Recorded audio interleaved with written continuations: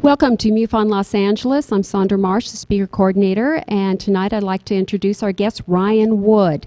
The subject of his talk will be UFO crash retrievals. Born in Maryland in 1955, Ryan Wood earned a bachelor's of science in mathematics and computer science from Cal Poly. He first became interested in UFOs 20 years ago when his father, Dr. Robert Wood, was engaged in deciphering the physics of UFOs while managing a research project on anti-gravity for McDonnell Douglas, which is also where my father worked. Ryan is now regarded as a leading authority in the top secret classified Majestic 12 intelligence documents and the 1941 Cape Girardeau, Missouri UFO crash. Thank you. A frequent lecturer on the UFO subject, Ryan has taught college courses and made numerous presentations about UFOs to civic organizations and at ufology conferences. He has organized 3 worldwide UFO crash retrieval symposia and once presented a UFO lecture to a class on national security affairs at the Naval Postgraduate School that formed the basis of their final exam. He manages the content of the Majestic Documents website along with his father and was the executive producer of a television documentary on the authenticity of the Majestic 12 documents called The Secret. Ryan is the author of Majic Eyes Only, Earth's Encounters with Extraterrestrial Technology. With a foreword written by Jim Mars, the book is a landmark synthesis and review of every credible UFO crash retrieval event uncovered worldwide to date. In his MUFON presentation, Ryan will discuss the vast numbers of UFO crash cases chronicled in his book and the various sources for the case. He will be covering a number of other subjects, but I'll let him introduce those. Please give a warm welcome to Ryan Wood. Thanks, Sandra.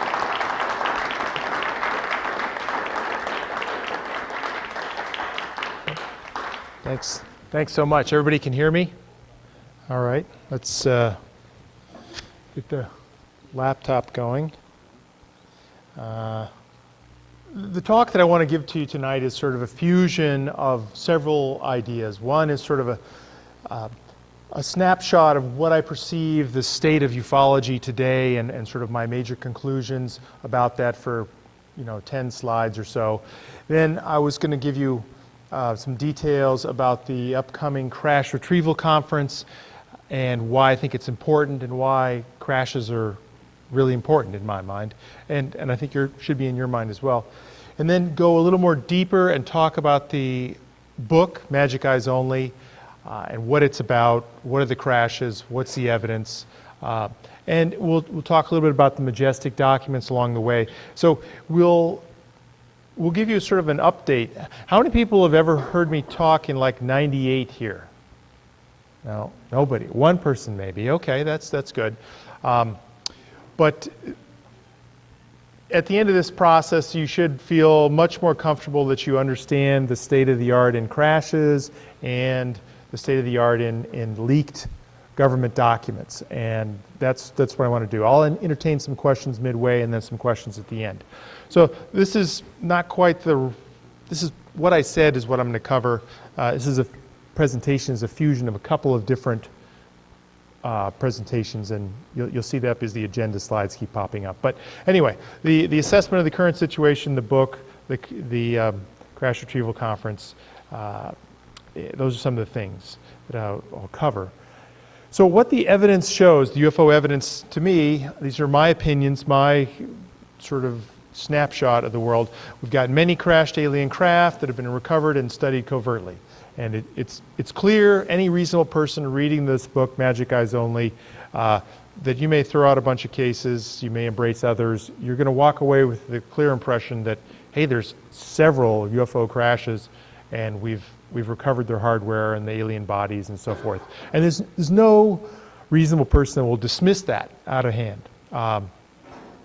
Some of the brightest people on the planet have focused on this because it's extremely important to exploit these celestial gifts, as FDR talked about, in one of the leaked documents and gain a better understanding of what these craft are and what their mission is and how to benefit humanity and national security and military supremacy and the other things that the military and the power elite want to accomplish. The budget is easily buried in the black. We have Tim Weiner's book, Blank Check, $37 billion in 1992 or something like that when he wrote the book. I think there's a lot of other funding sources for this program that are outside the military government process. I think they're skimming off money in banking. They may be skimming off money in the drug trade, prostitution, who knows. It's, if you're dedicated and serious, and the government, being an organized criminal is not that difficult. But the point is they're taking a lot of money and using it to manage this program. Lots of witnesses tell the same story of cover-up and deception, and also that we can trace some of our technology back to UFOs. And I don't want to dismiss the hard work of scientists and engineers that have developed the transistor and the integrated circuit and fiber optics and night vision goggles, and those are some of the technologies that I believe are tainted. The detailed research hasn't been done to definitively prove that they are in fact, quote, dirty, and the seed came from ET craft. But there's some tantalizing evidence that supports the fact that some of our technology has been reverse engineered from aliens. As to why, that's a longer discussion. So the status today. We got many civilizations visiting us. We're on the verge of potentially a gravity breakthrough with zero-point energy work, and the science is beginning to embrace the hard science, the notion that it's not just F equals ma anymore. It's more complicated than that, and there's a potential for a serious breakthrough there, and that changes a lot of things. Lots of reverse engineering going on. Psychic communication clearly works. People understand that. The ETs do it all the time. Modern physics doesn't really explain or embrace or understand psychic phenomenon very well. Abductions, mostly real, genetic, hybrids, all that stuff. The cover-ups are real, but lots of people tell the truth.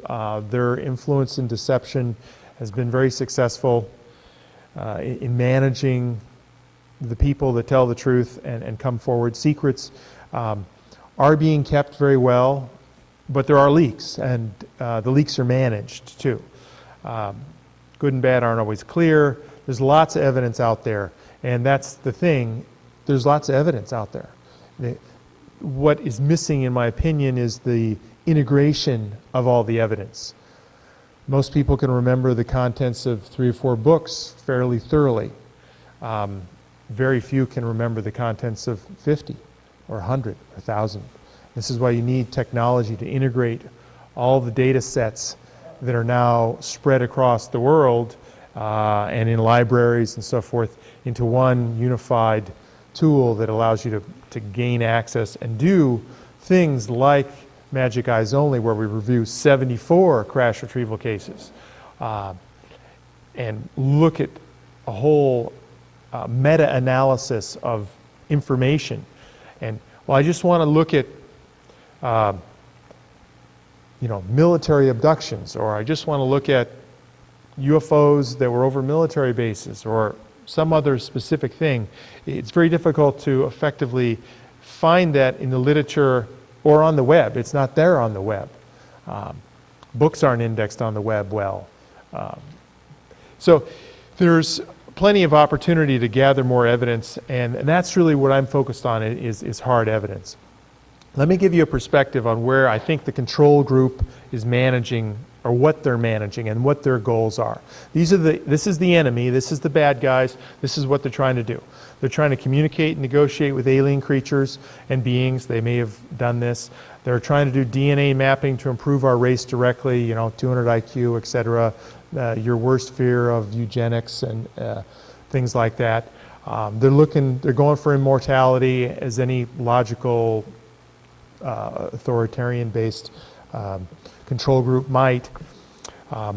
They've used the ET craft in our terrestrial craft for more reconnaissance and explorations and capture more ET craft. They want to gain an understanding of ET technology, transfer it to industry selectively, identify ET bases. You know, if you're an ET race, I would think you'd have a base on this planet, or some would undersea, in mountains, you know, someplace. Some remote viewers have identified several different bases on the planet. But if you're trying to manage this problem for the government and worried about what the ETs are up to, you want to know where their bases are so you can track and monitor their activities and purposes, etc.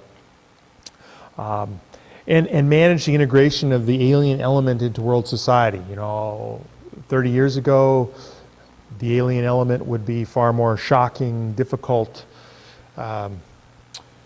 uncomfortable to deal with if announced in a powerful, legitimate way. But nowadays, you know, with the advent of television and more commonality in commercials, etc., we're more attuned and comfortable with the ET presence, and so we're less likely to be upset and more malleable to the topic and less concerned about it. So we pay less attention to it. We ignore it. So it's easier to manage any leaks that might occur. Maintain and enhance the power base of the secret government is the other goal of the control group. So that's what the enemy is trying to do, or the bad guys, and we have the challenge of trying to deal with that, overcome it, etc. Possible but unlikely ways for the secrecy to end, and this is one of the key things in the problem really is the secrecy in my mind. It's the enemy of democracy. You can rescind security oaths. It's unlikely. Presidents could tell what they know. Some presidents do, some presidents don't. But it's remote. They seem to have no interest in doing that. The media could break out of their gullibility and cynicism and investigate earnestly. I imagine if the New York Times, the Washington Post, and 4 or 5 other newspapers decided to dedicate 10 people and a couple $1 million to just focus on witnesses involved in UFOs and write stories and dig in with proper guidance and ignore the negative skepticism. We could move very quickly and effectively, but there's all sorts of baggage and problems with that. Does it sell newspapers? It's about money, etc. We're in a capitalistic world, and UFOs aren't economic generally. Do they sell papers? Maybe a little bit, or TV programs sometimes, but it takes work. It's not an obvious home run hit the way other things are. Congress gets access and acts responsibly. I doubt that will ever happen. It's far too political, and they rarely act responsibly. Major foreign governments tell all and say, the Russians are very forthcoming. You see this in Out of the Blue and other documentaries where you see generals saying, yeah, I saw the craft right over here. It was outside my window. Yeah, it's no problem. I have no problem that they're real. You get that in Mexico. You get that in Spain. You get that in Belgium. You get that all over the place. But you don't take the next step of saying, well, where's the crashed hardware? Where are the alien bodies? You don't say I'm talking about that. There is a line they draw in the sand. They have crashes too. The Russians do, other countries. They may have sold some of their crashes, or they may still have them, or don't know they have them. Lots of different things. But this could change, if you have a major foreign government, not just Bolivia or something announcing, but the French or the Germans or somebody of substance. The secret government comes clean. They decide that the secret is too difficult. They want to tell the truth, and they disclose it. But it's such a slippery slope that it creates a giant problem, so it's unlikely. So all these things are possible ways the secrecy end, but it just won't happen. Disclosure won't happen. It's up to the citizens of the planet, you, me, everybody, to drag it out of them, out of the government and military institutions, from the websites and the witnesses, from the archives that have the paper truth, and from out of the ground, which was what I'm focused on. Crashes, it's in the ground. Everybody understands crashes. Airplane crashes, car crashes, flying saucer crashes, they get it. Abductions, people don't get. Are you psychologically deranged? Do you have problems? It's not clear. It's not media friendly. It's not public friendly. It's not that it's not real, but it just isn't friendly. And that's my assessment of it. And so my blunt answer is that nothing in ufology matters except physical evidence. Not lights in the sky, not movies, not witnesses, just nothing. It's all about physical evidence for me. And I think it should be all about physical evidence for you. So that's sort of, you go with your passion and what you're interested in and what motivates you. And I encourage you all to do that. But to move the paradigm, it's important to focus on the hardware and the physical evidence, and that's where I'm at. But you know, all the other things are important, and I don't want to dismiss them. They're valuable contributions to the field, but they may not be strategic, and that's the point I wanted to make. So to dismantle the cover-up, we'll take a continued in-your-face attack on or by the media and the populace to show that there's overwhelming proof of the ET existence in the form of hardware, scientific analysis, witnesses, context, etc. But it's difficult, you know, I'm oversimplifying it, because ultimately people ask, well, why should I care? You know, I'm going to go to work tomorrow, I'm going to earn money, I care about my kids. What's going to motivate me to really participate and move and work hard? And you should think about the time, it's your money, it's your economy, it's your future. You're not in control of your government. We all think we are, and we are maybe locally at the city, county level, things like that, but it gets higher and higher up, it gets more and more murky. And then security and military establishments get overlaid, and the secrecy apparatus begins to hide the control, and you don't know who's in control. So that's one thing to think about, is these are some of the reasons why you should care. Why it's important. You're paying for these practices, your rights are being trampled, it's abuse of power, the government doesn't seem it doesn't have the best interests of our people at heart, in my mind. Otherwise we would have solved energy problems and other technologies would have been brought forth. And it's just not clear that they're telling the truth. And then naturally everybody said, well, if you keep this a secret, they didn't keep it a secret.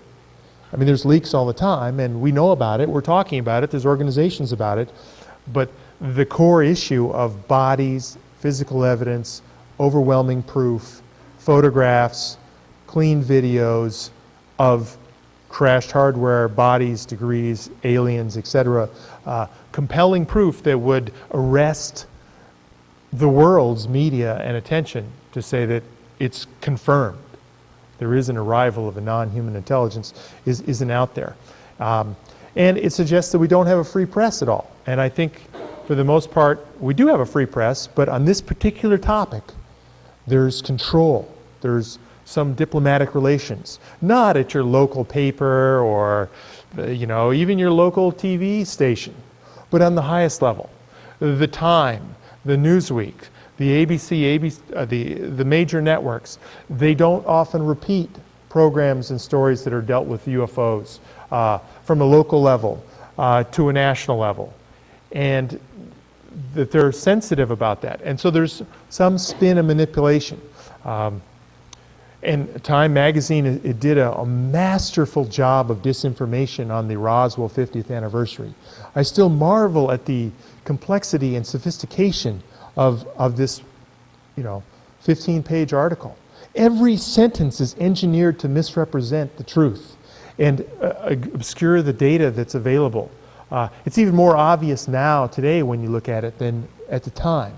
But that's something to think about. And ultimately, secrecy is the problem. It's the enemy of democracy. It is the problem. It's unconstitutional. The program is against the Bill of Rights. What happens with some of these people that get read into the program, these military officers, or enlisted people, they basically sign a document that gives up their Bill of Rights. They don't have a Bill of Rights anymore. They are now sworn to secrecy. They have certain rules and regulations.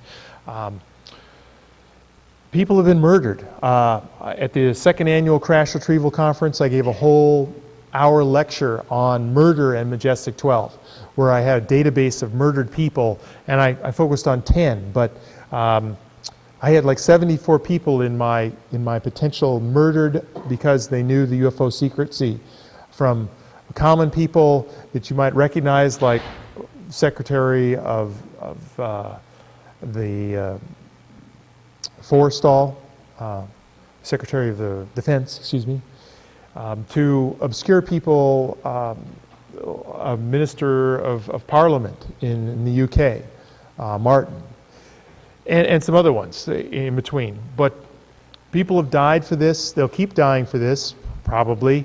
But I haven't found any real recent murders to think about. It hurts the global standard of living, and you know, part of that's political. And if we wanted to, we could feed everybody on the planet, but we don't, because we have a capitalistic system and approach. Not that I'm advocating a communist socialistic thing either. I'm a capitalist, but it seems like it could be solved, but it's not, and ET technology could help.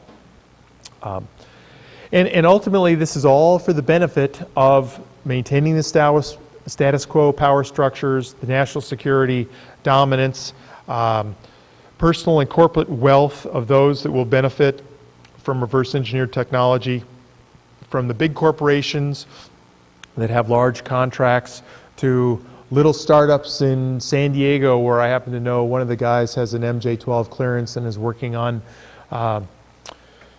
new semiconductor manufacturing equipment. So it goes big and small across the board, but ultimately they're benefiting at our expense. They're not for the public good. And speculatively is the relative immortality available to insiders. So they may be able to use the technology to live a lot longer. 50 years, everybody would pay for 50 years. If you said you could live 50 years longer, you'd easily write a check for $1 million if you had it. So anyway, that's my assessment of the current situation. And at this point, I know that's a lot of controversial stuff, but I wanted to just maybe take 3 questions and, you know, answer anything that I've stirred up in your mind before sort of going on and talking more about the Crash Retrieval Conference. Yes, you here, sir.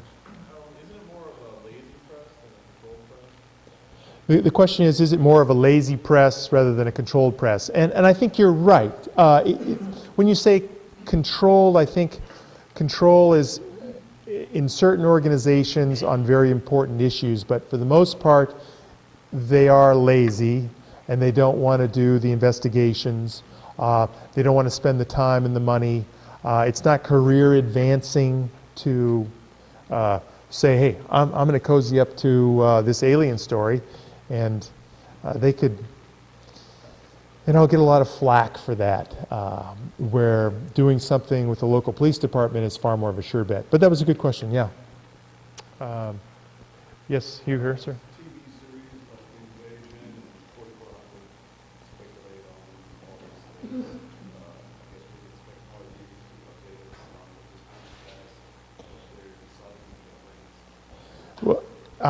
The question was about 4400 and TV Invasion, or what was the name? Invasion, yes. Yeah, I'm not aware of those, haven't watched those, but I would like to, and I'm sure that they may. And the question in my mind is, you know, who are the writers? Do they follow the subject and so forth? Let me take one final question over here. on this side. Yes, sir? Yeah, how hard is it to be a contractor and get access to all this alien technology? Yeah, that's right.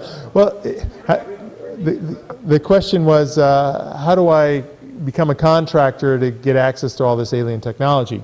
And I would say here's the trajectory to get access.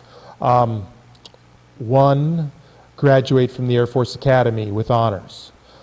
Two, serve the Air Force effectively for 10, 15 years, be psychologically bright, but be more bent towards security and the importance of national security over intelligence, so to speak. So you're selected for that. Be willing to submit yourself to bi-weekly, or excuse me, every 2-week polygraph examinations at Area 51. Be on constant video and audio surveillance when you're at work, and all emails and some home monitoring when you're home with your wife. Be in your midlife career path, not particularly young or particularly old. And that, I think, is would give you probably a 25% chance. So I kid you not.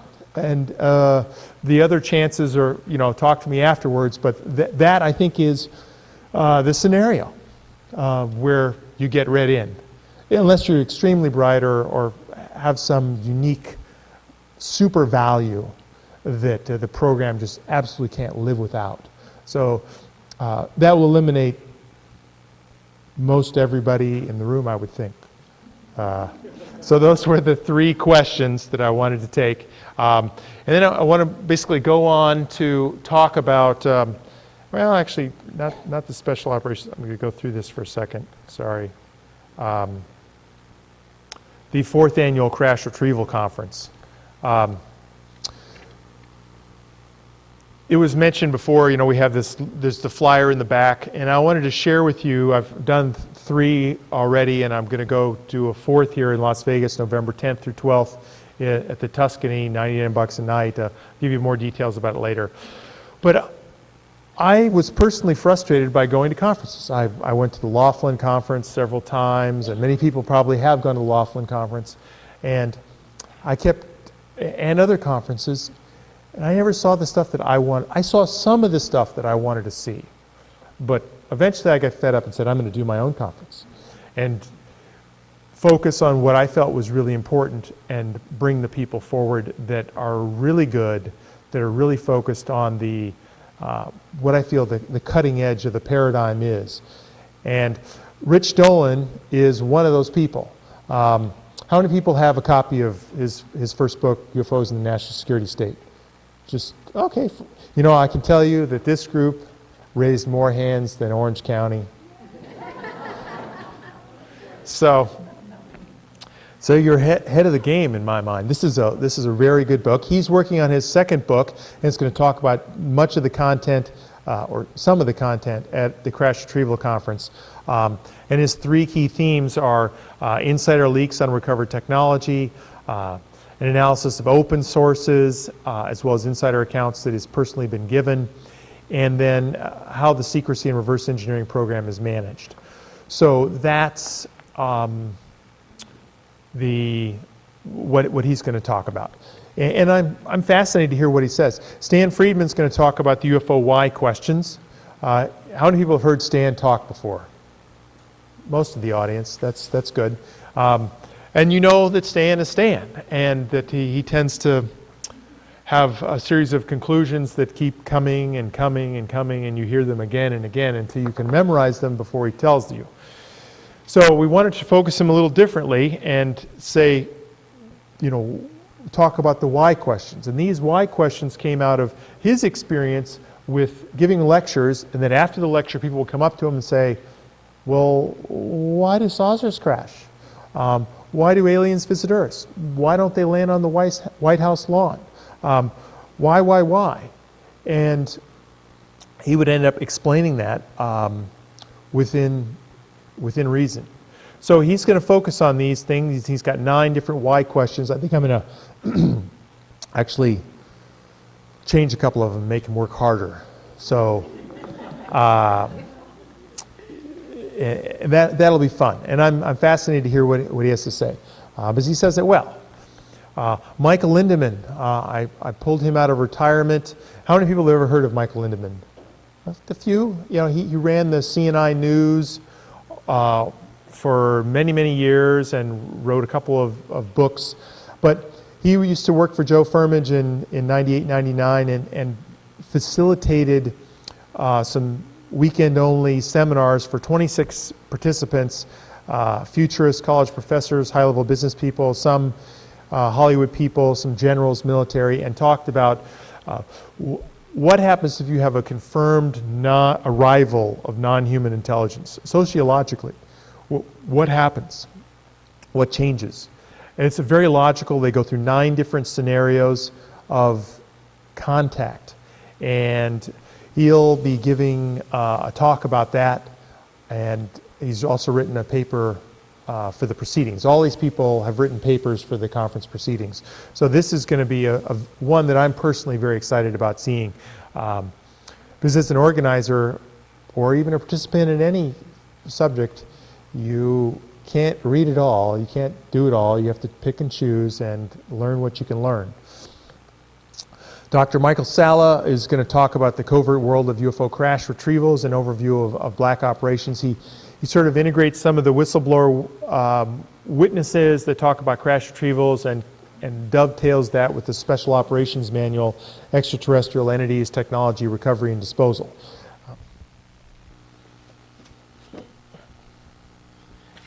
How many people have a copy of this little manual? Few people. This is the $5 premier conversation starter that needs to be on every coffee table. You know, it's just extraterrestrial entities and technology, recovery and disposal. How-to manual, 1954, describes aliens. Well, I'll tell you about it more. But if you have this little puppy, $5, give it away, whatever. It is a useful tool as a conversation starter. And of all the leaked Majestic documents that I've studied, some 3,500 pages, I'm in the 99.9% confidence that this manual is true, accurate, and correct for a whole bunch of reasons. I could talk for 2 hours just on the authenticity of this particular manual. If you ask my father, Dr. Robert Wood, he last night claimed 97.2%. We like numbers, but this is an important manual, and it's something you can take to the bank and say, you know, this is real. And when you read through it and say, this is really real, then that may change something for you. Now, you all understand, and you probably have a strong belief system about the reality of this phenomena and enigma already, but you're also ambassadors to others, and your challenge is to bring more people into the fold and communicate with them and engage them in why they should participate, care, come, etc. So Salla is a very interesting guy, and he recently moved to Hawaii, ran the Exopolitics conference in Hawaii. Anybody go to the Exopolitics conference in Hawaii? I know, I wanted to go, but the ticket was like $600, and it was like a $1,000 runaway weekend, and my wife wouldn't let me do it. And so, but I wanted to go. Peter Merlin is a very interesting, he's going to give a talk on after the fire, how the government responds to top secret crashes. Now, he believes in UFOs, but UFOs isn't his thing. His thing is military airplane crashes. He's been to 100 different military airplane crashes, some of them top secret. He's been to both stealth fighter crashes, the one in Bakersfield and the one in Bosnia. There may be others, but I don't know where they are. They may be classified, etc. But he's an aerospace archaeologist. You know, he's given talks to the American Institute of Astronautics and Aeronautics. It should be very interesting. And he's looked at many exotic experimental aircraft, things that would shock you. So I'm excited about seeing his talk and learning more about how the military responds to crashes, because I deal with crashes in my book, but I just focused on the data, and I'm going to learn something from him. George Knapp, who's our keynote speaker for the banquet dinner that night, He's going to talk about his experience in the media and some cases like that, but as well as his investigation at Skywalker Ranch and Bob Lazar and Dan Burish and some of that. But he's very talented, very articulate, a better speaker than I. And he's won a lot of awards. I always wondered, he's also won 11 Emmy Awards. I see that in other people's stuff. Where do they give out all these Emmy Awards? Is it just for like news journalism? Because I watch the Emmys on TV, and I guess it's just for TV. But there must be other Emmys for reporters and things like that. So anyway, Frank Fascino, has Frank ever talked here to the audience before? 2 months ago. Okay, so he's going to talk about the Braxton County Monster, and he's got a whole DVD. Did he play his documentary about? He did? Okay, so he's going to come and talk, but you're fairly familiar with that story. Linda Howe is going to talk about military witnesses. She's got 3 different military witnesses she's going to present. She presented one of them, Navy Chief Yeoman Tom Shepard, at the MUFON International Symposium in July in Denver. Did anybody go to that?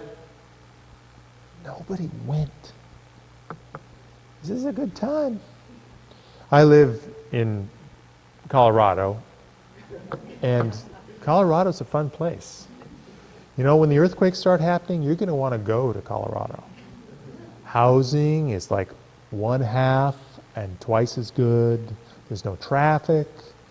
The weather thinks it's bad, but it's really not. So it's a nice place. Check it out sometime. Nick Redfern is going to talk about crashed UFOs and biowarfare. He's been working with my father on a whole book on alien viruses. And there's a lot of data and information about viruses. Accounts, testimony, lethal viruses. They're doing a lot of work. I think the cutting edge, we're going to get a couple of books into the virus world and the alien virus angle, which is probably one of the reasons why the government is so wiggy over crashed saucers. I put this book out, and a guy called me up recently and said, let me tell you a story. I was in hospital administration in Ohio in '69, and FEMA gave me a directive that said, you will not ever admit anybody who's been near a crashed saucer or an alien being into your hospital. And he sort of took it in stride and said, oh, okay. But it's interesting that in '69, they said that to him in his particular location. And there may be some hint there that I should go pursue, that somewhere near that area, there may have been a crash. And somebody might have been exposed, somebody of the public. But they had a big concern over some sort of biologic or chemical contamination with crashed UFOs.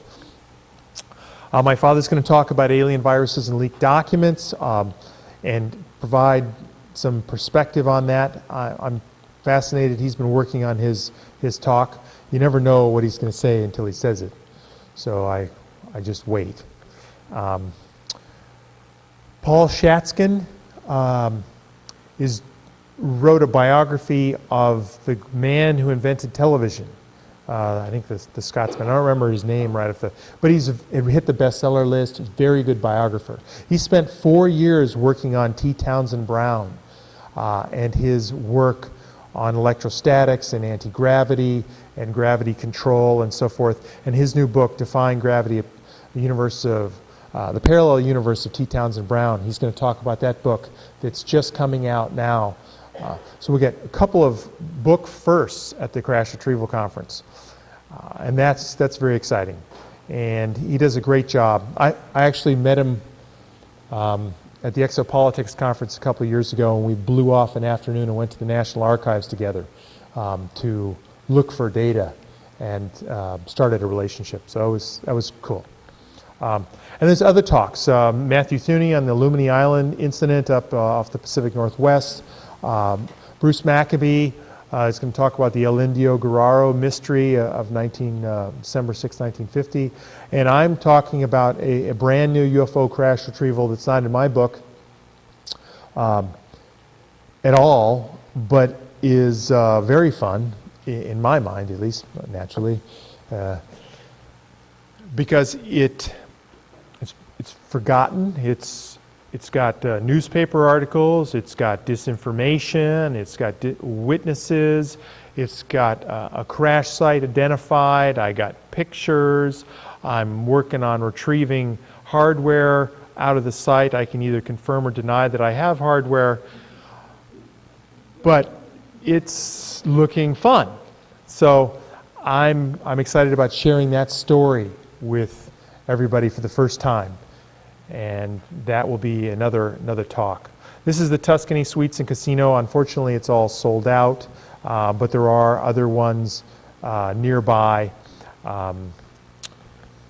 The conference is $169, 14 speakers, keynote 59, and then $30 for the proceedings. If you sign up after the conference, it's going to be $35. If you can't make it, get the proceedings, read it over, then pick out the DVDs that you want and get them and experience. But it's nothing like being there, talking to the other speakers, getting your questions answers, networking. There's a tremendous value in being there and getting a sense of the environment.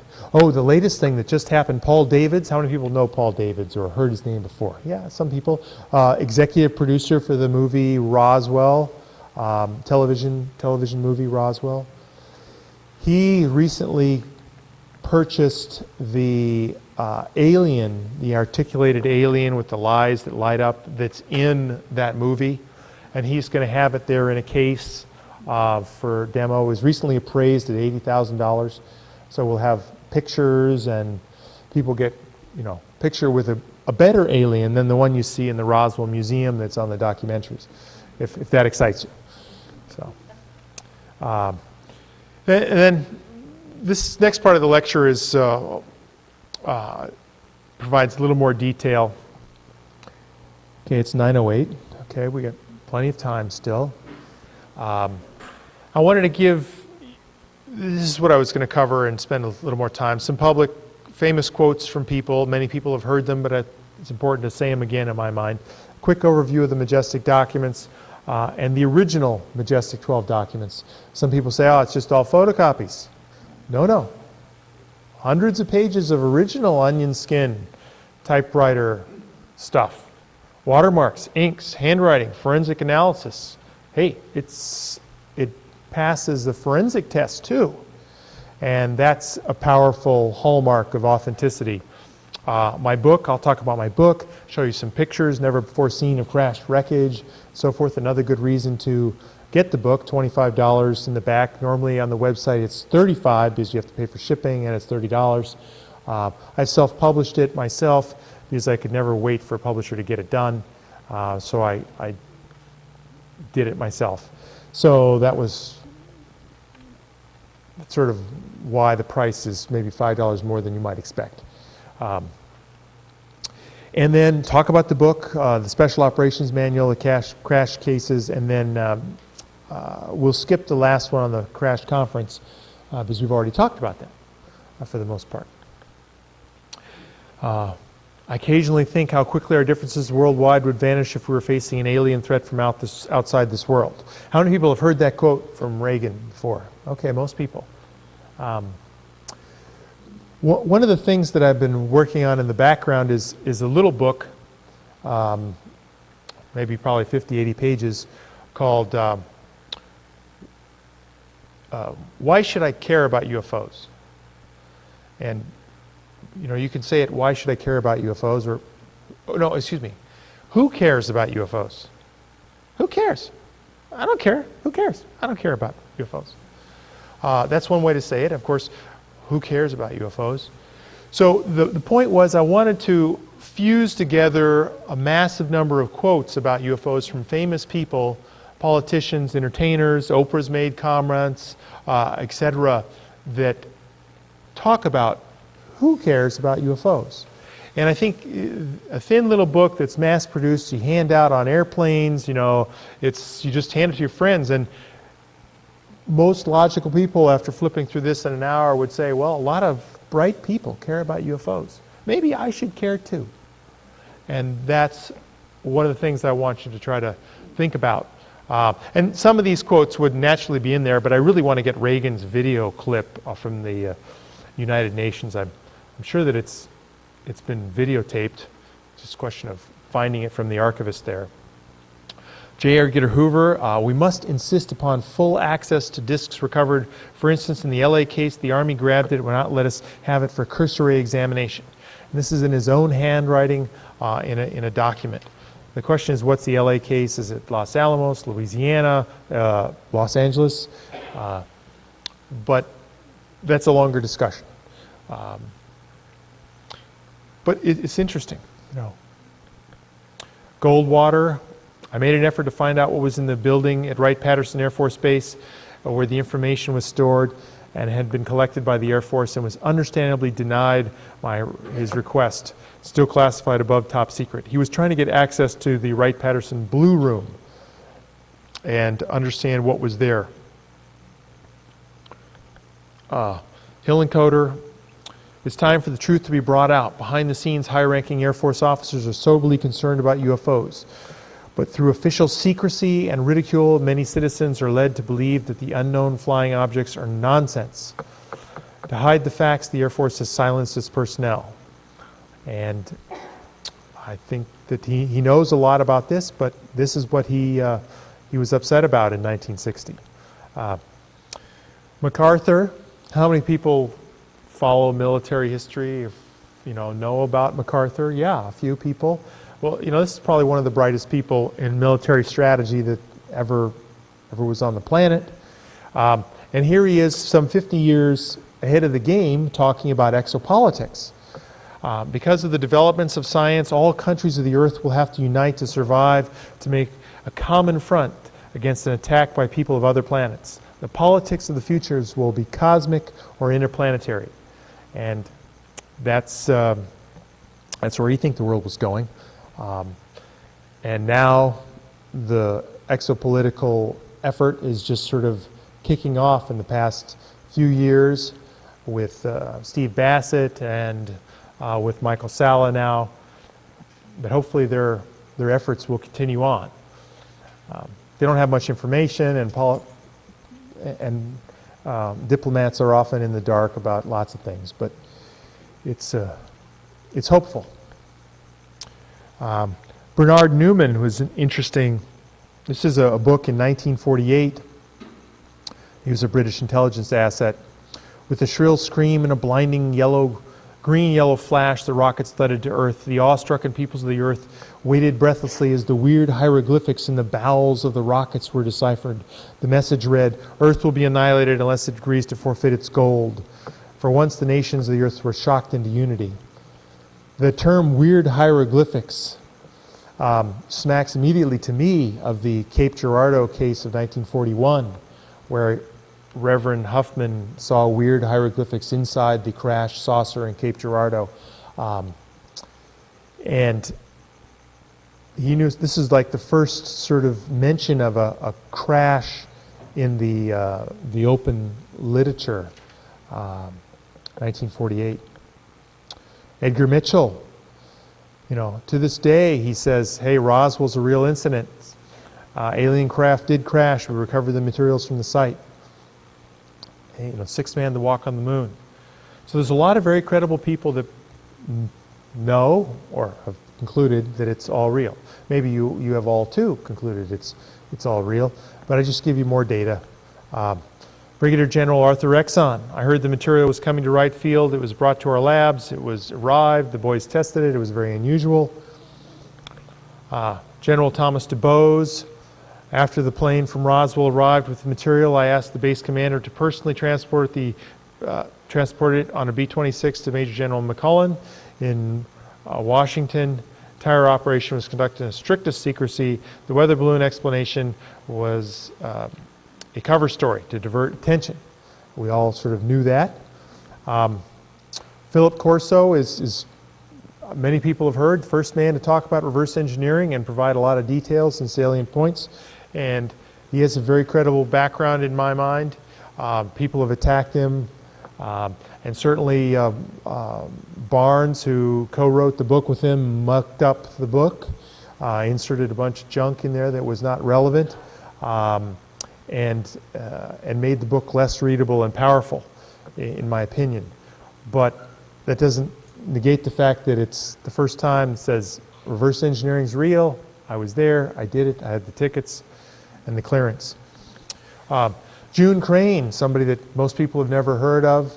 Anybody heard of June Crane before? A couple people? When the weather balloon story came out in the 50th anniversary or thereabouts for Roswell from the Air Force, she got pissed off. Said, "Oh, I was in the parachute group that dealt with these bodies jumping out of airplanes, and it's not a crash test dummy, that's all BS." And she immediately called up Police Sergeant Jim Clarkson in Gig Harbor, Washington, and said, "You know, Jim, I remember 4 years ago when you asked me to tell me you asked for my story, and I told you no.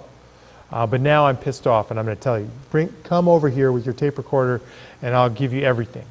And so she proceeded to, and you can download this off my website at majesticdocuments.com, a 37-page transcript with all her proficiency reports and PDFs of her secretarial skills and so forth, of she handling crash wreckage at her job, taking dictation for Werner von Braun, knowing firsthand that UFOs were real and crashes were real, and that the whole crash test dummy stuff was just completely bogus.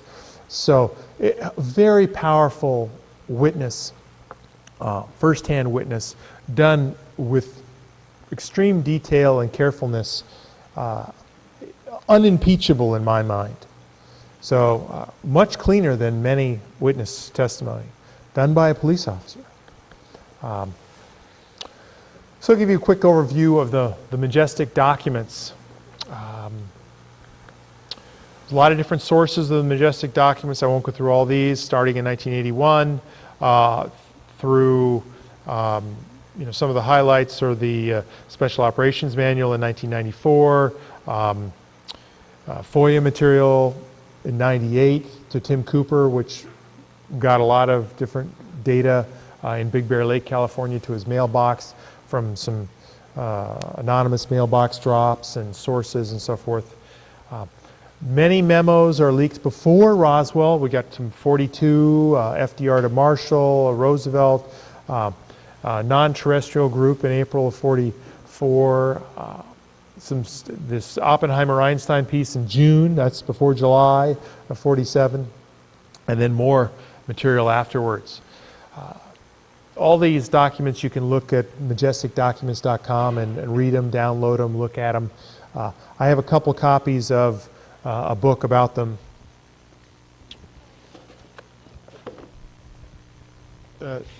This Majestic Documents book, $10. It's 200 pages, and it has the original and the replica of some of the best ones, the Einstein-Oppenheimer, the Interplanetary Phenomenon Yosemite, the White Hot Report, and so forth. So there's a lot of data in here as well if you just want to read what's there rather than download it and print it, save it to your hard drive, etc. The first annual report, 1952, very thick, detailed report, sort of a draft memo. It's got lots of checkable facts and details. The Bowen manuscript, I'll talk about that a little later, by Vernon Bowen, is also one that's come out, 350 pages, lovely original document about the history of UFOs from 45 to 55. I mentioned this book. Some of the original ones, the Vernon Bowen, the burned memo, which I'll talk about at the end, and some other ones, some photographs and some photographic negatives, which you can test that they're old negatives and things like that. There's limited forensics you can do with leaked negatives. So what happens after you sort of get these documents is that you get so overwhelmed with the content and you said, oh my God, is this stuff really real? How do I know that it's real? And you become, in essence, a lawyer, a specialized lawyer in the field of question document examination. And so you begin to focus on these other aspects here. Where did it come from? The provenance, the paper and ink analysis, the content, the authenticity zingers. And what I mean by that is rare, obscure facts and details that are extremely difficult to fake or perceive ahead of time.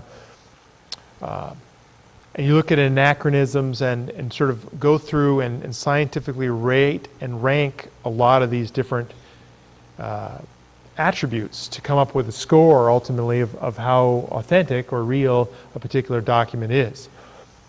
Some documents have been very thoroughly vetted, like the Special Operations Manuals. Others are just sort of in the neutral category that are awaiting my time, motivation, or others' time and motivation to prove them and work on them. And this isn't,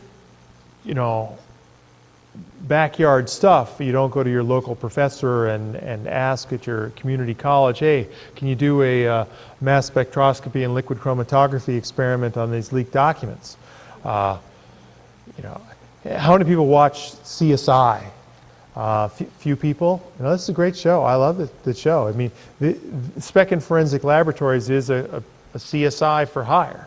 And it's as expensive as you might imagine, $300 an hour, and they do all sorts of wonderful things with documents. They specialize in forgery and alterations and ink and paper dating and photocopies. They've done stuff for the JonBenet Ramsey case, and they've done a lot of things. But they are question document examiners, and we end up using them. I think between my father and I, we've spent $10,000 with them working on authenticating these documents. And so far, we've found no issues with something being faked. Everything is pointing towards authenticity still. The Bowen book is a very interesting book in that it's big, it's original, it has the whole Air Force chapter classified top secret magic, and lots of handwriting and marginalia about what is Donald Menzel doing, and the Blue Lab, and you need to get access to certain people to get in to learn about the UFO secret.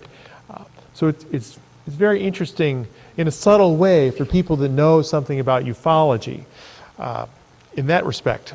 But fundamentally, as a pure book, which hasn't been published yet, but we're working and negotiating with Patrick Bowen, his son, to get him to do this. He's a tuba player and he doesn't really care about anything but playing the tuba. It's kind of sad, and so we cajole him and talk to his wife, and hey, we'll pay you money, and so anyway, we're working on it, but it's extremely well written. I mean, Vernon Bowen wrote children's books at the time. He looked at all the open source material in Time and Life, and did a great, first-rate, very powerful book. If it came out in '55 when it was there, it would have likely been on the New York Times top bestseller list. So, although it's now history and probably won't garner any such attention when it's done, it was very well done, and it's very interesting.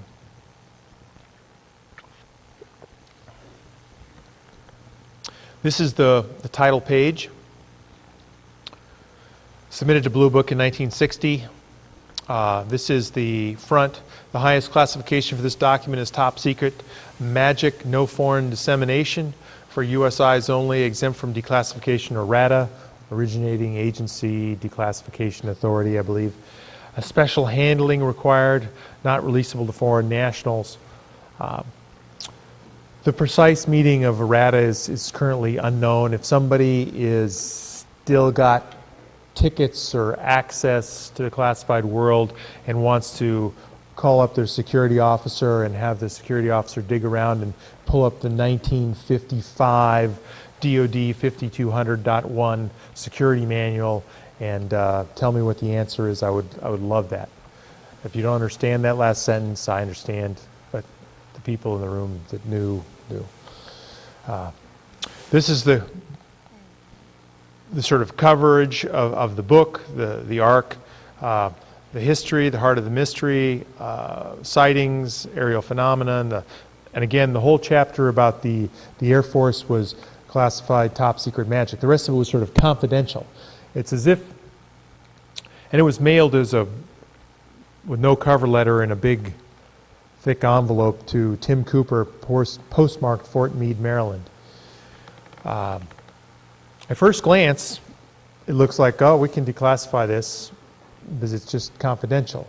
But buried inside was this top secret magic chapter, which may have been overlooked, but I doubt it, because they have to flip every page and so forth. But this is what the page looks like. This was written in 1954. Today it reads like ancient history, VB. Anybody know whose initials VB is? Extra points. Vannevar Bush, Gold Star. So, yes, that's his signature, VB. And I've seen that many times in the National Archives. The man who knew more about the reverse engineering and the management of this in 47, well, actually in 41, and counseled, was read into the program until he died, I'm sure. But that's a very interesting sort of inscription that's on this particular page. And then this other handwriting, you know, we know it's 1977 ballpoint ink. We have a mention of Project Moondust, which I'll talk about a little bit more later in some of the other cases. Moondust is also the crack, in my mind, in the government's cover-up process. They've declassified some documents, and if we can keep at them, they may be able to declassify more. But it's primarily a space recovery operation, but every once in a while the guys recovered crashed ET hardware. And we've got lots of witnesses. Right now we have 8 or 9 people that were read into the Moondust program, and we have their stories. I'm working on another book about Moondust. Some of the key conclusions of the Bowen book, it's a great book on UFOs and shows huge cracks in the psychological operations control process, and that was probably troubling in why the military didn't send it back to him. Vernon Bowen had many friends in the military and wrote this up and sent it in and wanted the blessing to go ahead and do it. Back in 55, it was Cold War time, and he was patriotic, etc. But they never sent it back. They basically told him, don't do it. Don't publish this. So that's what's some of the original documents. The book, Majic Eyes Only. This is the book. Earth's Encounters with Extraterrestrial Technology, forward by Jim Mars. John Hale, a friend of mine, lives in Shepherdsford, West Virginia, wrote the preface, and he asked yourself 3 basic questions. Do you think human science is the highest possible in the universe? And we all would universally say no. Do you think the trillions, well, even in our own, 100 years from now, 200 years from now, I think on average, people are going to be smarter. Our lifespan keeps getting longer, and it has for the last 100 years. I think that our intelligence will keep getting better too, along with our technology. Do you think trillions of ancient stars can grow no civilization and cleverness to and desire to launch voyages of discovery, acquisitions, and sometimes error. And I'll talk about UFO crashes and why they crash. People find this one of the big concerns with the book is, how can the ETs be such bad drivers to screw up and land on our planet 74 times in your book? And it's a good question, and I'll talk about it. Do you think governments tell the truth all the time and allow such truths to loosen their grip on authority? Clearly not. And politicians don't tell the truth all the time because it would loosen their grip on re-election. So it's human nature, I think, but eventually we should rise above this. Jim Marrs wrote the foreword, and he was sort of conservative in his viewpoints, but he says that, even if you don't believe all 74 cases, you got to believe 2 or 3 of them, and then that's earth-shattering and paradigm-smashing, and you must ponder what reality might include a diverse and intelligent life outside of our planet, and what that might mean for us and future generations. So I was happy to get Jim Marrs to write the foreword. He's a very brilliant man. If you can get him to take a breath every once in a while, stop talking. He's just such a non-stop talker. It's amazing. This is the quick overview. 74 crashes in the book. Now I have 12 more on my desk. And if you know of another crash, I welcome, you tell me afterwards of your crash story or what you've heard. And I keep adding them. They certainly vary in quality, sophistication, depth, witnesses, etc. Everything from a short paragraph that has a kernel of a newspaper article or a leaked document to, 13, 14 pages well referenced and integrated with, the Roswell story, which is, one of the more well-researched and detailed crash cases out there. It discusses the Majestic documents or sources and so forth. It also has a whole chapter on SETI, UFOs and national security, and delivers the message that I want you all to repeat in private probably. SETI is stupid. It is just stupid. It fails to deal with so many of the issues. ETs want to communicate on radio waves. The people involved with SETI are linked to the government, from Frank Drake and his work with the Navy for 10 years to Shasok today. So it is the last cover story. It is the last insulative piece in the cover-up. The media say, Ryan, 74 crashes, that's got to be bullshit. Why would SETI have invested millions or hundreds of millions of dollars to search for extraterrestrial intelligence when there's been crashes and you got all this evidence? Wouldn't they look at your evidence and pursue that? And then you have a longer, more difficult discussion. So that's your challenge. And so I've elected Stan Friedman to be the SETI smasher. And I'm going to arm him to do that for the rest of his life, and focus it. And because he calls it the silly effort to investigate, and I think that's just as good as SETI is stupid.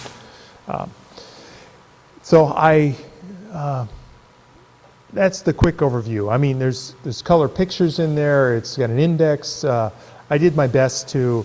I had Michael Lindemann edit it all, and my father read it, and so I've corrected a few errors, and we're going into our second printing probably in another month and starting some television advertising as well. So it's going to be fun. So look for us on the late night TV infomercials. Hopefully it won't be that bad, but I mentioned why SETI is stupid, but I'll review it. Now, let's go on. You know, I'm not the first person to focus on crash retrievals, and I want to honor the pioneering work of Leonard Stringfield. How many people have ever heard of Leonard Stringfield or have any of his materials? A few people, yeah, that's good.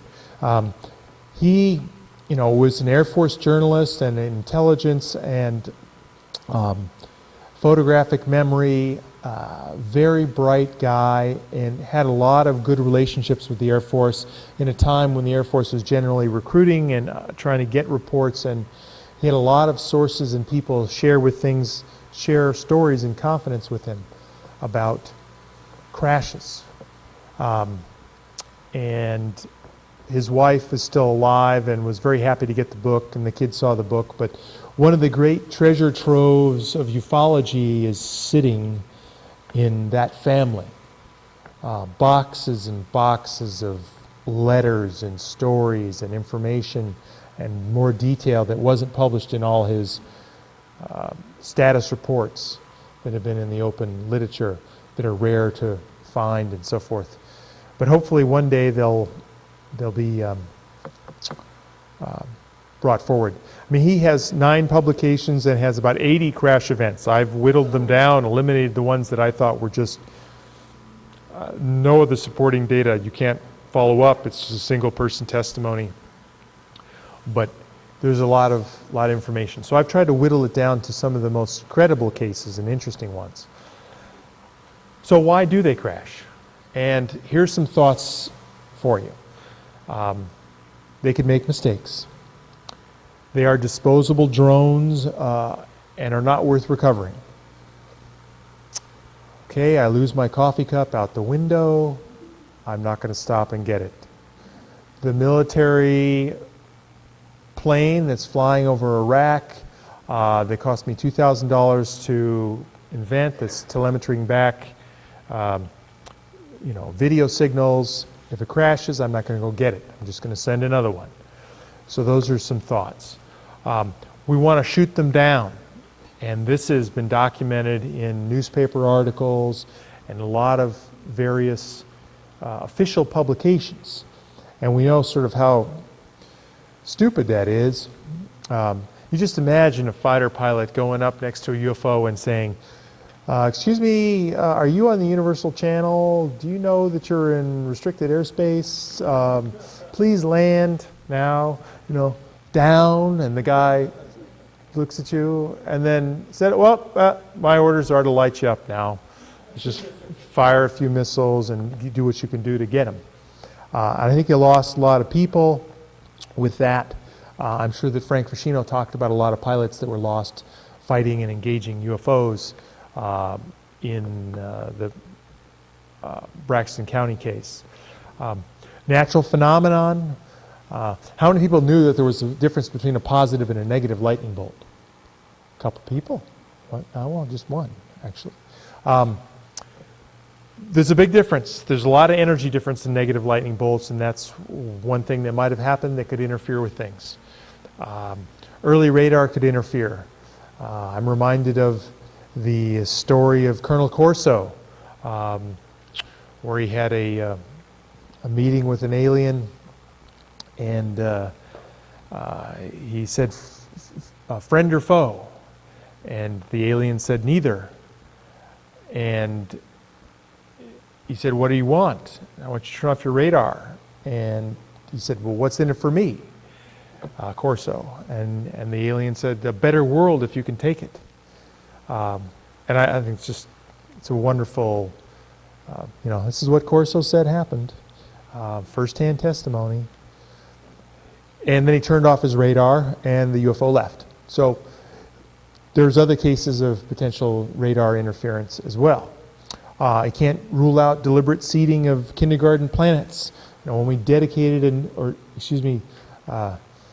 nuke for the first time on July 13th, 1945, 45, 43. I think it's 45. That moment was heard throughout the galaxy with all the ET races, no doubt. And they said, planet Earth has now reached a milestone, an inflection point in history. Dare I say, an Independence Day for planet Earth ought to be July 13th, 1945. And they paid more attention to this planet and maybe decided that they want to do something different with it, or get it on a different path to help itself. But, you know, it's speculation. I'm just giving you some good reasons why they might crash. Ultimately, you had to think about the authenticity of these crash retrieval events, and that's what I wanted to do in a somewhat scientific way. So I have these various multiplying factors, these weighting factors for witnesses, for sources, for zingers, for content, chronology, no anachronisms, and forensics. And you get a score for each particular topic. You know, if you have good witnesses, they're firsthand, they're professional, their state of mind, you know, Air Force pilots, things like that, you get a 1 to 5 score. You get a 5, you multiply by 3, you get 15, you go through that for every single event, and ultimately you get a score, and then you can outrank these crashes and put them into the various buckets of quality. And that's what I did. At the high level of authenticity, there's only 5 cases in the book that make the grade for high level. Roswell, Kecksburg, Aurora, Texas, Shag Harbor, Braxton County, those 5. This means that you've investigated virtually all channels that have been pursued, and at each test, the case or the document has been shown to be authentic or nearly problem-free. At this level, multiple witnesses are present that have seen the crash or aftermath or read a document about it in official capacity, have signed or will sign an affidavit. Physical evidence is available, rocks to test, scarred trees, photographs, direct ET materials, forensic tests, paper, ink, obscure content, etc. All indicate the highest level of authenticity, and at least several researchers are in substantial agreement about the core evidence of the case, often for many years. So this is the hurdle, and you know, Roswell would be higher than, let's say, Shag Harbor, but still it's a continuum. And I borrowed the mutual fund stock rating score from low to high for my little symbol, if you were wondering where that came from. Medium is sort of the starting point for most things. You know, in essence, these are cases are under investigated. There's something there, there's something interesting, it's valuable, it's engaging, but I don't know if it's really good or a hoax, and you got to keep digging. Low-level authenticity sends a significant irresolvable anachronisms have been identified that cast doubt on the entire document or case. Virtually all investigative avenues, this is a tough one for people that say that there's a hoax or, hey, it's BS. They generally haven't done their investigation to prove or investigate all the various channels to show that it is, and have identified who might have faked it, why they might have faked it, etc. So actually there's one in the book at the low level. However, some people have criticized me for that and convinced me that I actually need to raise its level to 1 point higher. So there's nobody in the book that's low. Now there are a couple that I didn't include in the book because I thought they were meteors, and I'm probably going to have to add a page in the back and make a footnote or a quick explanation about that. But the statistics are, you know, 6.8% are high, 19% are medium high, 73 are under investigated, the vast majority. Some are very credible, credible starting points. And then there's none now that are low.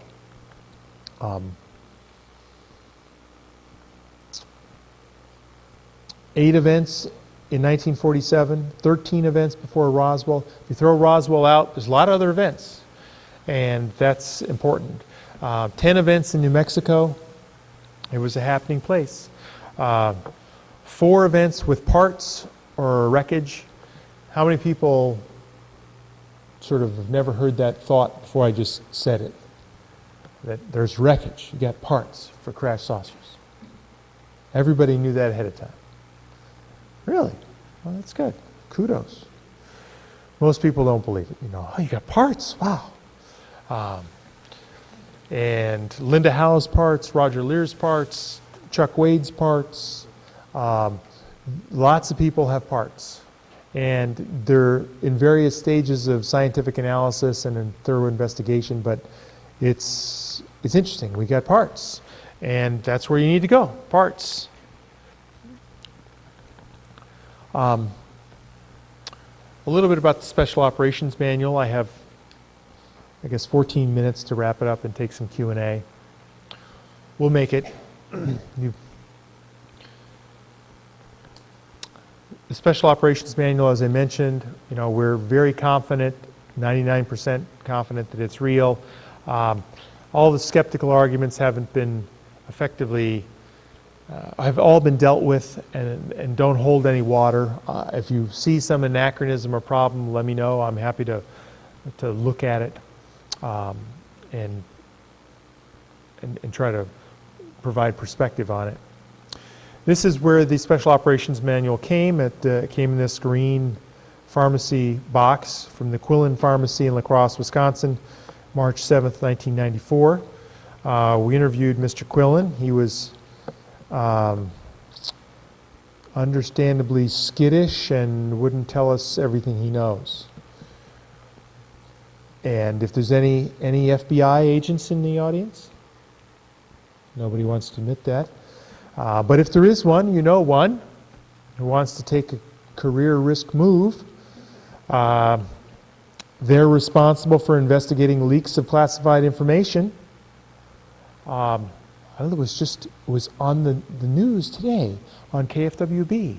The FBI was investigating some aerospace guy for a leak of classified information off his laptop. Anybody hear that today on the news? One person did? Yeah. So the FBI is responsible for this stuff, and I'd happy to help them, guide them right into the people and have them get after this. Ultimately, not to screw anybody, but to get it on the record, see if we can find out whose paper this really is, and get another chapter in the story of the Special Operations Manual. We'll skip this for a second. Purpose is to recover the ET remains, keep it secret. It talks about various craft, shapes and sizes, triangles, discs, etc. Security is massively important to keep everybody in the dark. It's also very practical how to crate and uncrate and ship things and where things go. There's instructions for reporting, and it's a nice piece for 1954. This is a picture of the photographs, and descriptions of the humanoid, type 1, 5'5", 80 to 100 pounds. A sort of artist rendition by Bill McDonald. Type 2, your typical gray, 25 to 50 pounds, larger head, no ears, and sort of the rendition. One of the reasons why we believe the Special Operations Manual is completely authentic is this raised Z, this zinger. And we discovered this by taking the original negatives to a retired government printing office executive who 3 weeks earlier had retired in like 1999. My father and I were in Washington, D.C., and we brought it in, and he wrote the style manual for the like 1957 government printing book. It's a book about this thick about how to print manuals, and it's esoteric, but he's ultra detailed and very good, and spent his whole life at it. And we showed him the book, showed him the special operations, the negatives, 8x10 blow-ups, and he looked at it, and sort of pondered it, and then looked at another page, and we said, well, what do you think? Well, I think it's real. Why? Well, the Z's are rated off the line. And, well, what's that about? He said, well, it's an artifact of the hot lead printing press, where the Z's get little fuzz underneath because they're not used very much, and all the letters are stacked together individually into the hot lead printing press, and occasionally they come off the line. If it's really bad, we have to redo the whole manual. It's a giant pain, etc. And then he looked at it some more, and we said, well, what else can you tell us about this manual? Well, I think their capitalization rules are kind of off. They capitalized federal, and there's some other things. They just said Central Intelligence rather than Central Intelligence Agency. And these are the nuances the guy's just picking up, because he's used to proofing government manuals all the time. And then he said, I think they follow the CIA's style manual for 1954, not the government printing office manual. And then he went in to describe some of the CIA's style manual in detail and what that entailed. So it was a very interesting discussion, and another little zinger hallmark of authenticity. These were the main concerns voiced about it by Don Berliner and Richard Hall and other people a long time ago in the mid-90s. Where's the document control page, which is something that we have found. It was in there in the photographs that were released. And I'm working on trying to find the people that were listed on the document control page. There's two people's initials, JRT and EWL. And you cross-compare the Albuquerque phone book with the Adjutant General's military listings and compare initials and get their military records and call them up and hunt them down. I mean, it's non-trivial. Any private investigators out there in the audience that want to donate their time, I'd love to work with you on that. So these were the concerns. They basically all don't hold water, and there's nothing to be concerned about. We got all sorts of newspaper articles about Area 51, or actually massive work being done out in the Area 51 area in 1951. Hundreds of millions of dollars being spent by the government. Other subtleties like first aid was capitalized, and now it's first aid. Screwdriver was 2 words instead of 1 word now. Craft tape would have been called duct tape today. So there's little things like that are hallmarks of why the manual is real.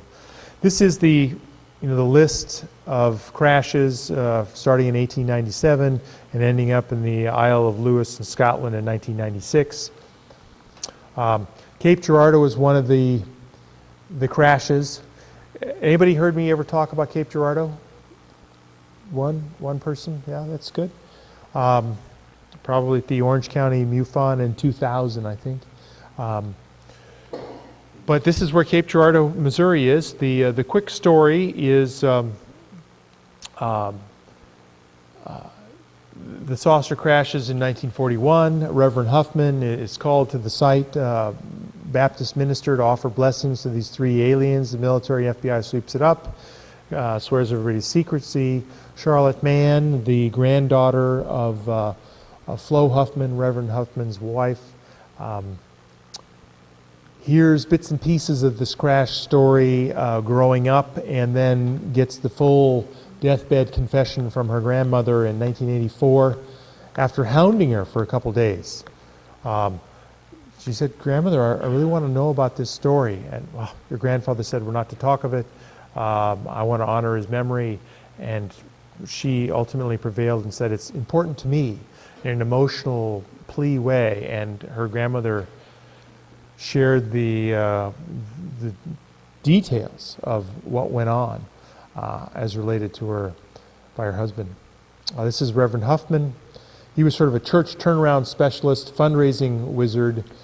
He would go into churches every 4 years. He'd move to a different church and whip up the enthusiasm of the congregation and their wallets and get new churches built, and loved roses. And he looks like a mean, stern guy, but he was actually very gentle-hearted and so forth. This is Charlotte Mann, the granddaughter. Remembers a picture of an alien that was given to Reverend Huffman after the crash. Another crash that's in the book is the El Indio Guerrero crash that Bruce Maccabee is going to be talking about at the Crash Retrieval Conference. He's got the testimony of Colonel William Willingham, who's going to show on videotape, which is going to be fun.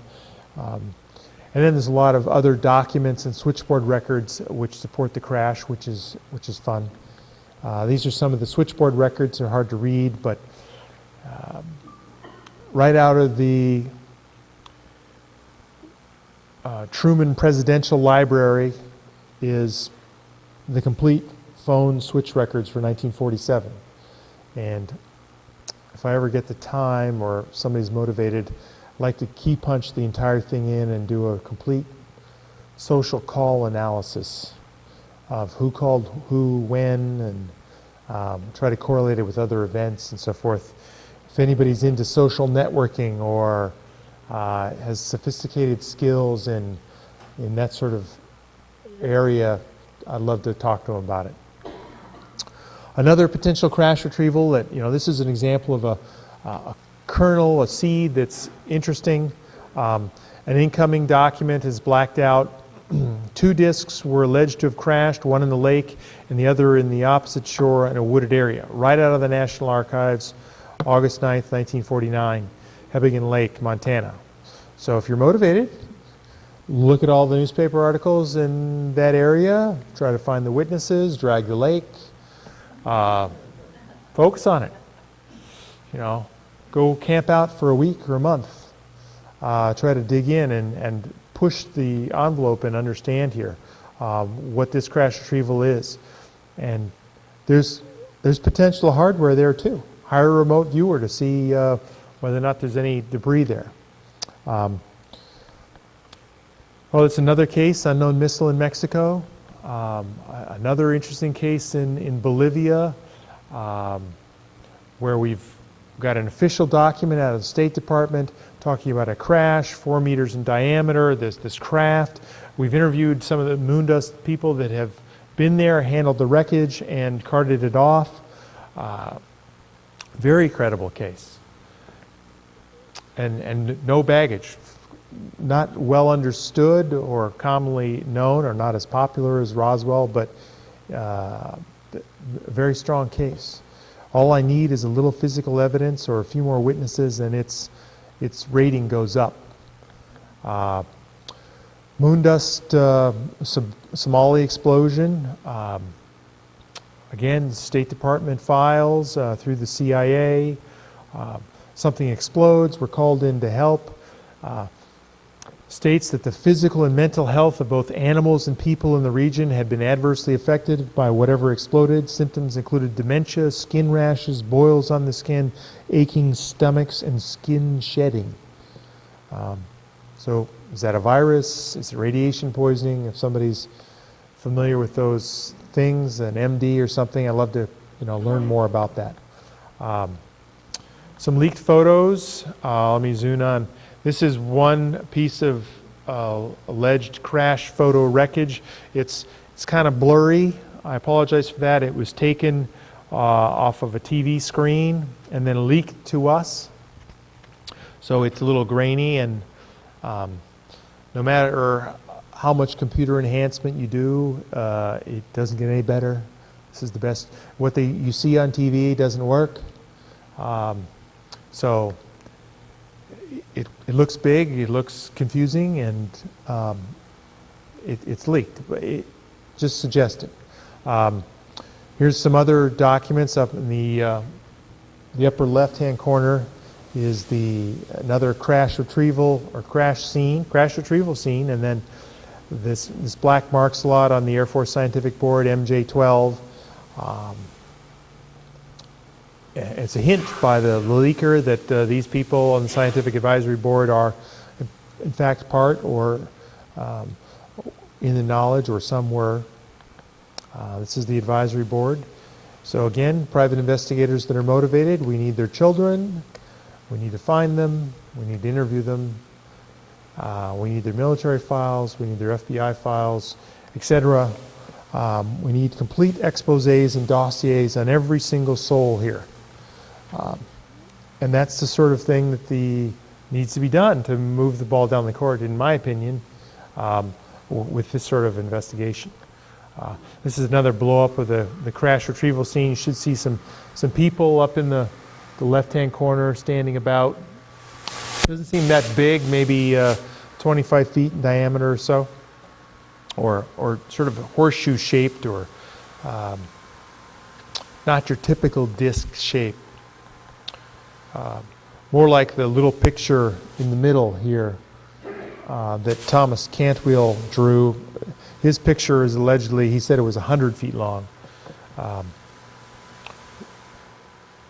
More military people, Russian people that were back channels and liaisons into the MJ-12 program.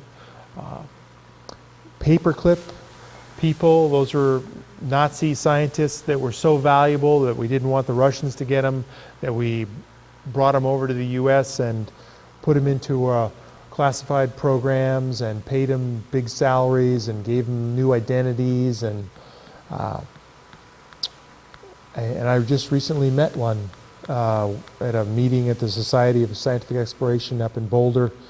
95-year-old guy who was in the Luftwaffe and knew Wernher von Braun and worked at MIT Lincoln Laboratories, and is now the emeritus chief scientist, retired at the National Oceanographic Atmospheric Administration, NOAA, headquartered in Boulder. So had a very prestigious career in science in our country. Tim Cooper's father got a commendation for his outstanding work on the UFO program. This is one of the reasons why Tim Cooper, I believe, got a lot of these leaked documents, is that he was read into the program, and he was worked with printing and managing a lot of different documents. And it says, for his exemplary knowledge in film processing, printing techniques, for the foreign technology development at the National Photographic Interpretation Center, and their contribution to the USAF UFO program. So from 57 to 63, there was a USAF UFO program. It doesn't say Project Blue Book. It says United States Air Force UFO program. And the Air Force Office of Special Investigations. So they were managing the problem at the time. The Byrne memo, this is a quick abstract of it. It's a top secret MJ-12 document that sets up a series of 8 directives concerning the government's handling of the UFO problem, which was considered a national security threat. Original paper, original onion skin, watermark, etc. 9 never before seen code words. So it's a very interesting document. The sort of introductory letter that went with it said these were sensitive files related to MJ-12 and JFK's murder, and it would compromise the Director of Central Intelligence to allow review and get him inside the CIA. So he was asked to pull him out of James Jesus Angleton's safe and burn him. But he didn't burn them all, saved some. And he feels that the time is fast approaching when the Majestic and Jehovah M&J, potentially, project. I'm not really sure what Jehovah is. Maybe that's an ET. If somebody knows what Jehovah is, write me an anonymous email, send me a mail or piece of mail, do something. Let me know. Help if you can. The quick content summary, 9 directives authored by Dulles, DCI Dulles, MJ12-1, makes a reference to Lancer is making inquiries that we cannot allow. Lancer is the Secret Service code word for JFK. You know, was UFOs the reason why JFK was murdered? I don't know, but it's another factor. We've got a long list of reasons why he could be shot and murdered. You just add the UFO element to it as another bonus. It may have been the straw that broke the camel's back. This is the document, sort of why it's called the Byrne Memo. Top secret MJ-12. Non-civilian members aren't in the loop. The first 7 members are all military and intelligence. These were the directives. President's Eyes Only, Need to Know, DOD 5200.1, it's the Security, Blue Book, Freedom of Information, PSYOP, BW, Biological Warfare, Project Environment. Anybody knows what Project Environment is? Let me know. Happy to know. I accept hints. This is the directive regarding the president. In the likely event that the subject of UFOs or unconventional aerial weapons, another interesting Freedom of Information Act request name, unconventional aerial weapons, is the subject of matter of discussion with the Chief Executive, National Security Staff, and Department Heads, Joint Chiefs, and Foreign Representatives. A clarification of the question is important to ascertain the reasons for bringing up the subject, and under no circumstances do you want to reveal, suggest, or by inference that the subject is classified as a national security threat. In the unlikely event UFOs overtly display a hostile intent towards the security of the United States as a group, and after consultation should full disclosure be made in accordance with the law as required. It's moderately reassuring that they even have a plan for full disclosure and laws are being followed. But this is, 62. I'm sure things have changed, but anyway, this is what the original one looks like. Inks are right.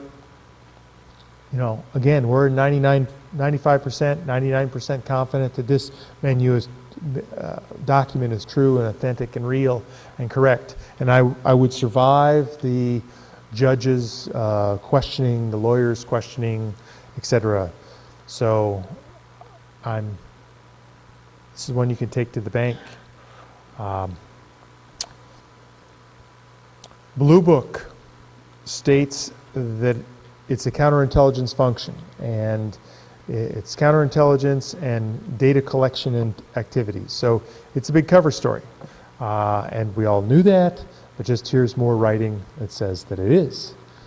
And the letter, the sort of leaked conclusion letter that came out with this package of information, and I closed my book with this letter by Thomas Cantwell, who supplied most of the exciting leaked Majestic documents.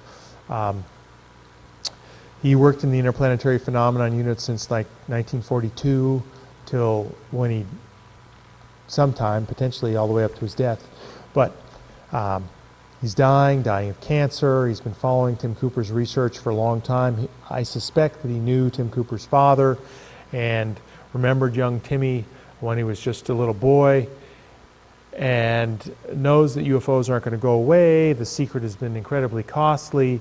In the fine print of the letter, he feels personal remorse for all the acts of skullduggery and, by implication, murders that he's personally performed in the name of UFO secrecy. And so he wants some peace at the grave, potentially, about the work that he's done and why he thinks this is it's time for this stuff to come out. So the sort of summary, key reasons to read the book, get the book, $25 in the back. I'll sign them for you. And clean synthesis, a review of every credible crash retrieval event. sources for the documents, expose on SETI, witnesses, fresh information. You never seen it all put together in one spot. You'll get some insight, and then any reasonable person at the end is going to conclude that all the crows in the world are not black. There is a white crow, and there is a real crash, and the government has it, and they've got hardware, bodies, aliens, technology, and everything else. So that is something that I wanted to leave you with. There's been lots of people talk about my book. Linda Howe, if you go to my website, magiceyesonly.com, MAJIC eyesonly.com, you can buy it there. You can buy it on Amazon.com. Linda Howe has given me some great praise. So is Andrew Cerrone, wrote a great book on called Meridian, fictional account, reads sort of like Clancy and E.T.'s. It's fun. Stan gave me a good quote. There's many others. The list is very long right now of people that have offered praise. Mitchell, Davids, Bassett, Greer, Gordon, Haynes, Maccabee, my father, but he was easy at the end. So, and then we mentioned the Crash Retrieval Conference, and so in conclusion, I'll sort of highlight this again, that it's a great conference. We're going to do a couple of new books, or the key contents that'll be coming out about these books. We've got 4 new crash retrieval events they're going to talk about: alien viruses, biowarfare, updates on ET conflict, great keynote speech by Knapp. And all the details are on ufoconference.com that you can look at it, see. You can read, 2 or 3 paragraph abstracts of each person's talk rather than my whimsical synopsis. But I wanted to, thank you all for your time.